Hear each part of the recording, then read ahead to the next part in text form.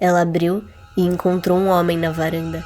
Havia algo estranho nele, e ela percebeu que era porque ele estava sorrindo de uma forma exagerada. Eu usei o ChatGPT para escrever minhas histórias, mas as coisas começaram a ficar aterrorizantes. Sou uma autora de terror independente, e quando eu digo independente, isso é só um jeito legal de dizer desconhecida. Eu escrevo antologias curtas de terror e as publico na Amazon. Eu tenho sorte de ter um trabalho de verdade além disso, porque não há chance de eu conseguir me sustentar apenas escrevendo. De qualquer forma, nos últimos meses, eu vinha pensando em maneiras de aumentar minha renda. E de repente, no meio da noite, veio a ideia: inteligência artificial. Eu poderia fazer o ChatGPT escrever histórias para mim. Então eu poderia colocar todas em um livro e dizer que eu escrevi. Voilá, dinheiro instantâneo. Meu primeiro prompt foi bem vago. Escreva uma história de terror. O chat fez algo meio genérico, mas na verdade foi melhor do que eu esperava.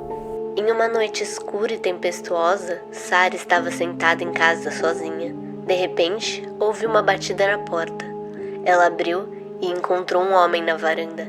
Havia algo estranho nele, e ela percebeu que era porque ele estava sorrindo de uma forma exagerada. Não vou entediar você com toda a história, mas basicamente o homem entrou na casa, as luzes se apagaram e ele a matou. Não era bom o suficiente, mas também não era terrível. Então decidi tentar de novo, e ser um pouco mais específica com o meu prompt. Escreva uma história de terror sobre uma doppelganger.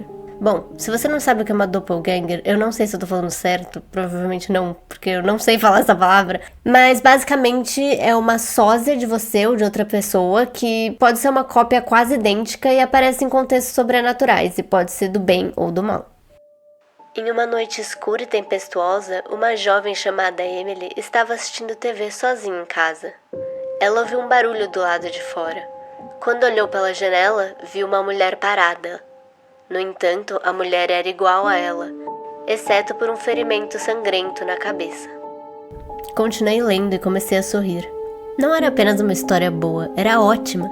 Cenas de perseguição, de tirar o fôlego, e um final em que a doppelganger ferida, na verdade, vinha avisar a protagonista sobre a sua morte iminente. Era muito melhor do que qualquer coisa que eu tivesse escrito recentemente. Editei um pouco e depois postei em todas as minhas redes sociais. E viralizou. Ganhei 2.000 novos seguidores. Minhas vendas dispararam. A Amazon deu ao meu livro a pequena tag laranja de primeiro best-seller em antologias de terror. Em uma noite, com um copo de vinho na mão, voltei ao ChatGPT. Abri meu documento de ideias, algumas estavam paradas há anos, e comecei a copiar e colar. Qualquer história que fosse mediana ia direto pra fila.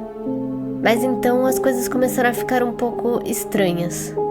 Eu coloquei o prompt: escreva uma história de terror sobre um monstro assustador que mora no porão. Hannah sempre teve medo do porão. Sempre estava escuro lá embaixo e cheio de teias de aranha.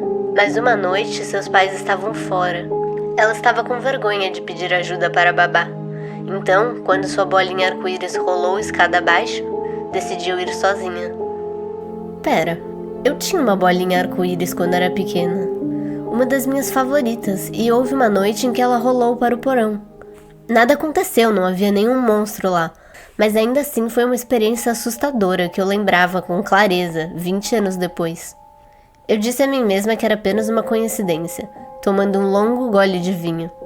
Eu já tinha gerado umas 50 histórias, coincidências estranhas eram de se esperar. Mas ainda assim, o ChatGPT costumava escolher sempre um caminho mais vago. Então por que uma bolinha de arco-íris? Era um detalhe estranhamente específico. Balancei a cabeça e digitei o próximo prompt. Escreva uma história de terror sobre alguém que vê algo aterrorizante na câmera da campainha. Johnny instalou uma câmera perto da campainha para sua segurança. Uma noite, ele acordou às 3h24, com uma notificação no celular. Ao abrir a câmera, viu uma mulher idosa de vestido branco no quintal, ao lado do velho poço. Eu tinha um velho poço no quintal. Um daqueles de pedra pequenos com um telhadinho. A casa já era antiga quando eu comprei e o poço já estava fechado, mas nunca me dei o trabalho de tirar ele de lá. Continuei lendo e felizmente outros detalhes não combinavam com a minha casa. Suspirei, aliviada, e coloquei o próximo prompt. Escreva uma história de terror sobre uma mulher visitada por um espírito vingativo. Mas as palavras do ChatGPT fizeram meu sangue gelar. Em uma noite escura e tempestuosa, Blair estava sozinha em casa lendo um livro. Ele usou meu nome, Blair. Em todas as outras histórias eram nomes comuns como Sarah, Emily, Johnny. Prendi a respiração enquanto as palavras apareciam, uma a uma, na tela.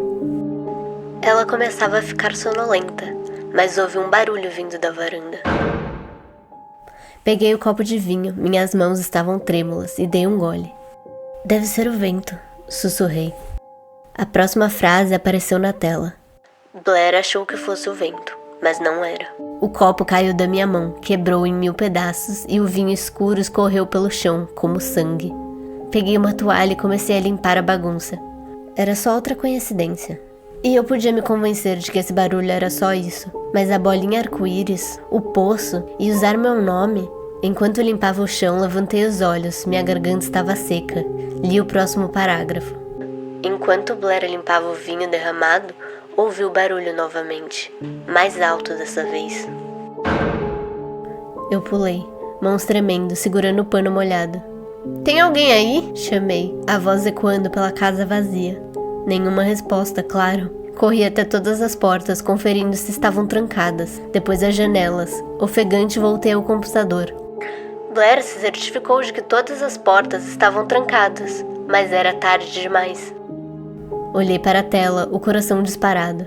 Já estava dentro da casa. Todo meu sangue esvaziou do rosto. Peguei o computador e corri pelo corredor, trancando-me no quarto. Arrastei a cômoda na frente da porta. Parecia estar do lado de fora da minha casa. Me virei e vi uma mulher com o rosto pressionado na janela.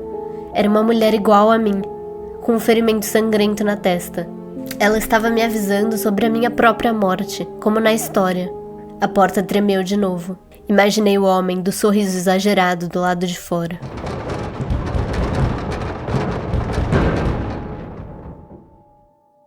Numa última tentativa desesperada de me salvar, peguei o computador e fechei o ChatGPT. E assim, o barulho parou. Ajoelhei-me e, espiando pelo vão da porta, não vi nada. Corri até a janela. A mulher não estava mais lá. Tudo parecia normal. Caí na cama e comecei a chorar. Não adormeci até o amanhecer, quando os primeiros raios de sol iluminaram o único vestígio que eles deixaram, uma mancha de sangue escuro no vidro. Então, estou implorando. Por favor, não use inteligência artificial para escrever suas histórias. Bom, primeiramente, quem tem um poço no jardim? Sei lá, se ela morasse numa fazenda, até que tudo bem, eu acho, mas numa casa normal, no meio da cidade, tem um poço? Se bem que a gente não sabe se ela mora numa fazenda ou não, né? Porque ela não fala. Mas é estranho. E se eu tivesse um poço, eu ia ficar maluca pensando na Samara. E essa história é bem uma crítica, né? Não use o ChatGPT para fazer arte. Não roube a arte dos outros, senão você vai morrer. Sabe o que eu faria no lugar dela? Quando todas essas coisas começassem a acontecer, eu ia pegar o ChatGPT e aí eu ia escrever. E a Blair matou todos os monstros e viveu feliz para sempre. E pronto, tava resolvido o problema dela. E se vocês souberem alguma história de terror sobre o ChatGPT, mas tem que ser boa, muito boa, então me mandem, porque eu quero muito ler e aí eu posso até trazer pra cá. E é isso, tchau!